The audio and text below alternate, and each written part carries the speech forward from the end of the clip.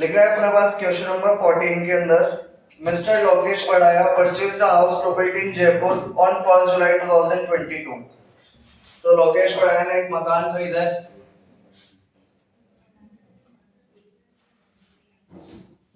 एक मकान खरीदा है 1 जुलाई 2022 को। बात करें अपने प्रीवियस ईयर की, तो हमारा प्रीवियस ईयर चलता है 1 अप्रैल 2022 से लेकर 31 मार्च 2023 तक।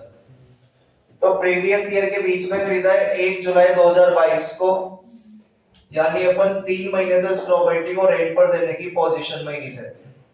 तो जो कैलकुलेशन चलेगी वो कितने महीने के लिए चलेगी? 9 मंथ्स के लिए। तो 3 महीने तो अपन कैलकुलेशन कर ही नहीं सकते थे। आगे लिख रहा है हमारे पास मिस्टर लोकेश पढ़ाया purchased house property in Jaipur on 1 July 2022। There are 2 residential units in this house. इस घर के अंदर 2 यूनिट है, तो 2 यूनिट कर देते हैं अपन। ये हो जाएगी हमारे पास यूनिट 1 और ये हो जाएगी हमारे पास unit 2।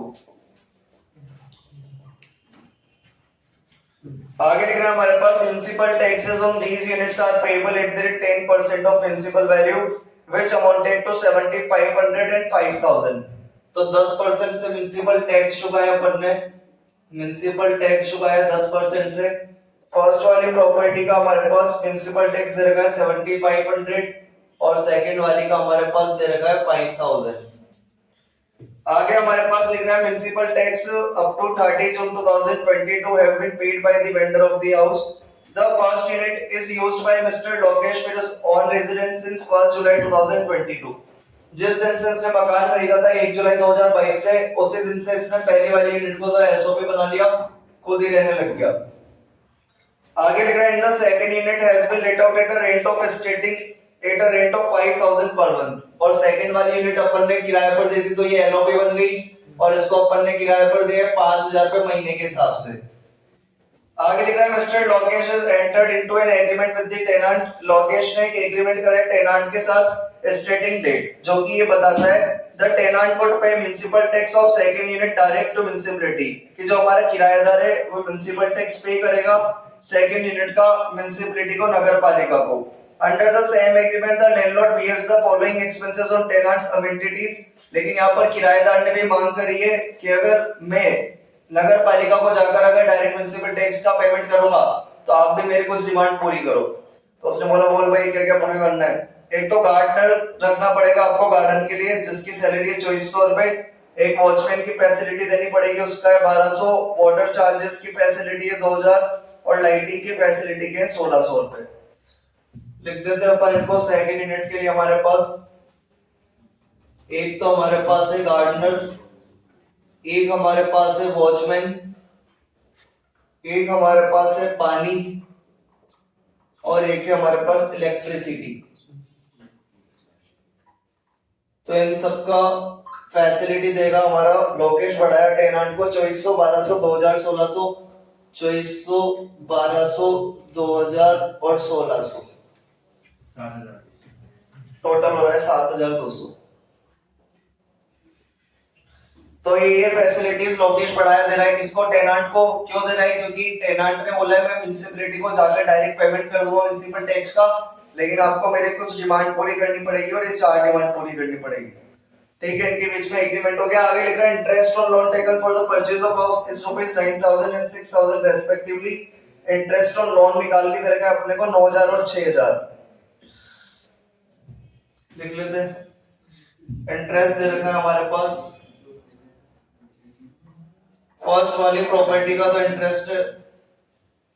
Interest on loan taken for purchase of house is 9000 and 6000 respectively. तो यूनिट 1 का इंटरेस्ट आ गया 9000 और यूनिट सेकंड का आ गया कितना? 6000।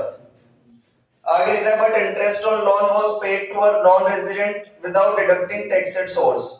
ये वाला रूल पढ़ा था क्या अपन ने कि अगर अपन किसी एनआरआई से लोन लेते हैं तो अपने को यहाँ की गवर्नमेंट को क्या देना पड़ता है? टैक्स, जिसको अपन बोलते हैं TDS, tax deducted without deducting tax at source.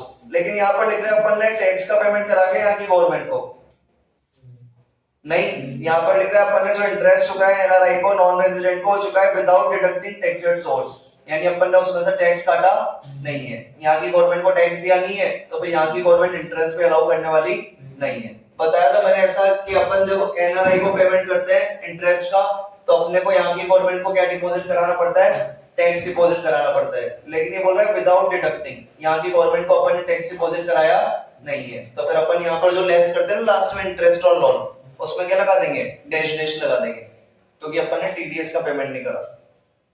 आगे लिख रहा है municipal tax of second unit was paid by the tenant, second unit का टैक्स भी टेनेंट ने पे करा है, but 31 March 2020 before 31 March 2023 the municipal tax of first unit remained outstanding, unit 1 का टैक्स चुकाया नहीं है।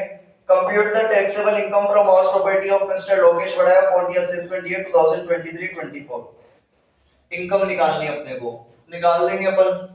सबसे पहले अपन लोग लिखते हैं म्युनिसिपल वैल्यू, फर्स्ट वाली यूनिट तो हमारी क्या हो गई, एसओपी, और दूसरी वाली क्या हो गई, एलओपी। एसओपी की तो डायरेक्ट एनएबी क्या करनी है अपने को, 0। सबसे पहले अपन लोग लिखेंगे म्युनिसिपल वैल्यूएशन, तो म्युनिसिपल वैल्यूएशन लिख देंगे अपन।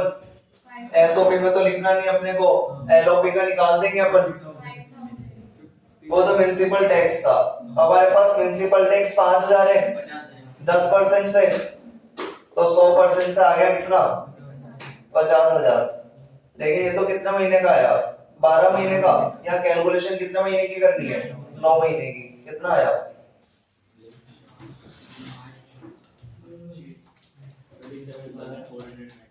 37499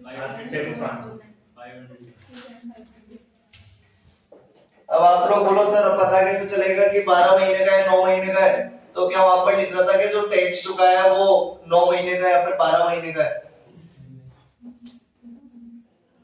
जो 5000 का टैक्स चुका है उसके लिए लिख रहा था क्या,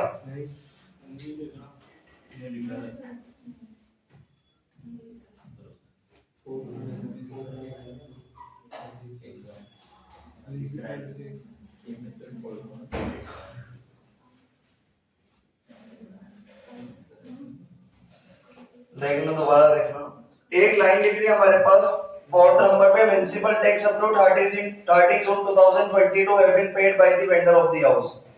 30 जून तक का जो टैक्स है वो तो किसने चुका दिया था, वेंडर ने, यानी अपन ने जो चुकाया होगा, यहाँ पे अपना चुकाया दे रखा है, क्या दे रखा है यार,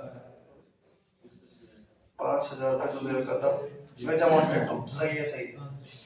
हमारे पास 10% से म्युनिसिपल वैल्यू का टैक्स पता रखा था 7500 और 5000। क्वेश्चन में कुछ बोला नहीं है, तो कितने महीने का मानेंगे, 12 महीने का, तो कितना महीने का निकाल देंगे, 9 महीने का। तो कितना आ गया हमारे पास, 37500, तो लिख देंगे 37500 ना। हमारे पास फेयर रेंट है ना स्टैंडर्ड रेंट है, तो अपन डायरेक्ट लिखेंगे expected rent to whichever is lower. Lower हमारे पास ये आ जाएगा, कंपेयर करने के लिए कुछ है नहीं। इसके बाद अपन लिखते हैं एक्चुअल रेंट। एक्चुअल रेंट लेंगे अपन 9 महीने का, 5000 रुपए 1 महीने का है, तो 9 महीने का कितना आ गया, 45,000। और अपन इसमें से एक्चुअल रेंट में से अपन लेस करते थे वैल्यू ऑफ फैसिलिटीज,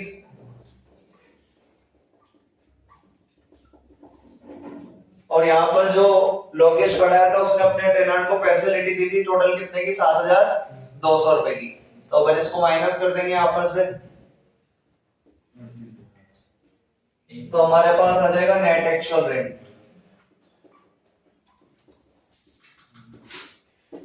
कितना है ये, 38 या 37, 37 है ना। कंपेयर कर लेंगे अपन एक्सपेक्टेड रेंट 2 में और नेट एक्चुअल रेंट में, तो हमारे पास आ जाएगा expected rent 3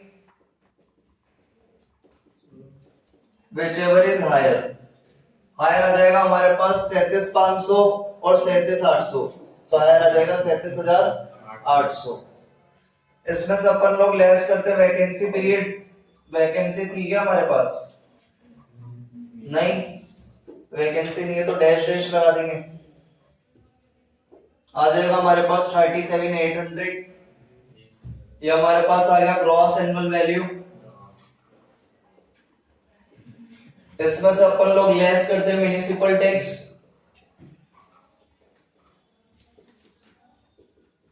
paid by honour, और यहाँ पर उसने बताया था लास्ट में फर्स्ट वाले हाउस के तो म्युनिसिपल टैक्स या आउटस्टैंडिंग चुकाए नहीं है, और सेकंड वाले हाउस का जो म्युनिसिपल टैक्स था वो किसने चुकाया था, टेनांट ने। तो ऊपर तो ऑनर के लेते हैं तो डैश लगा देंगे। फाइनली अपन एनएवी 0 कर देंगे तो हमारे पास आ जाएगी नेट एनुअल वैल्यू, इसकी तो 0 हो जाएगी, और इसका कितना आ जाएगा 37,800। लेस कर देंगे अपन स्टैंडर्ड डिडक्शन,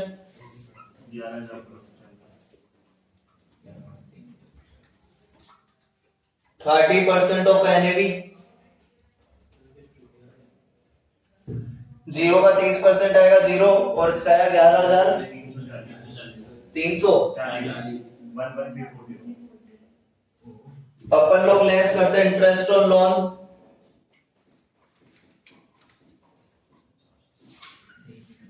और इंटरेस्ट और लोन हमारे पास बताया था, एक तो कितना 9,000 और एक कितना बताया था 6,000, लेकिन टीडीएस का पेमेंट नहीं कराया तो फिर माइनस भी नहीं करेंगे,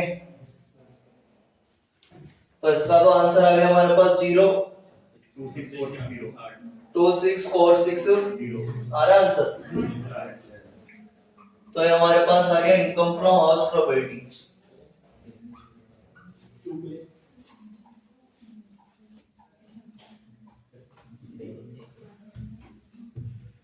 लिख देंगे अपन total income from house property बराबर अपने पास हो जाएगा यूनिट 1 से इनकम प्लस यूनिट 2 से इनकम। तो यूनिट 1 से आया था 0 प्लस यूनिट 2 से आया 26,460, तो टोटल आ गया 26,460। नोट लिख देंगे अपन यहाँ पे,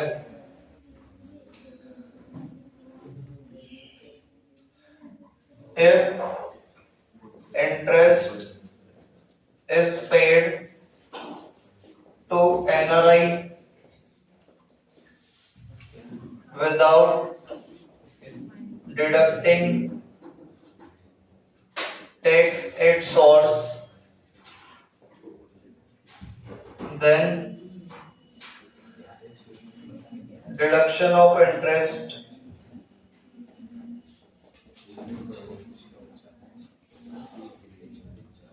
shall not be allowed.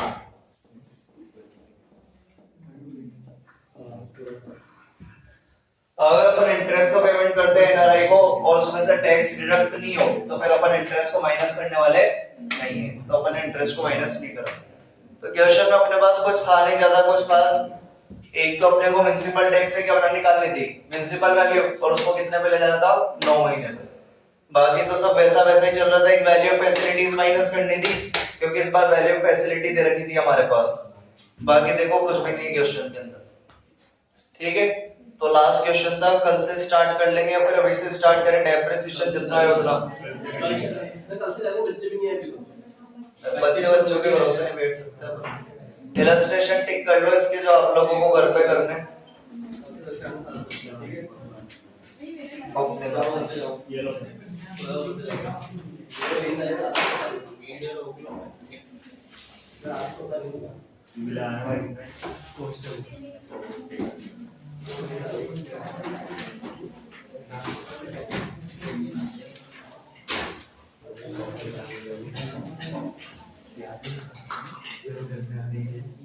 Illustration 2, 3,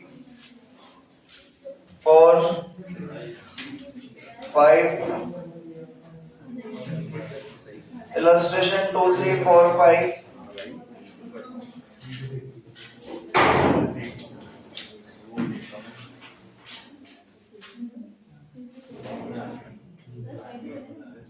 Illustration 10. 2, 3, 4, 5, 10, 11 or 12, 10, 11, 12, 13, 10, 11, 12, 13 और 16, 17, 18,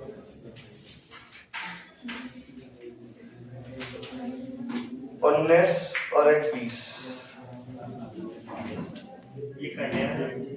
हाँ, एक बार या तो बुक में ही सॉल्व कर लेना, हो जाए तो, अदरवाइज फिर कॉपी में कर लेना। ठीक है, कल से नया चैप्टर स्टार्ट कर देंगे फिर डेप्रिसिएशन।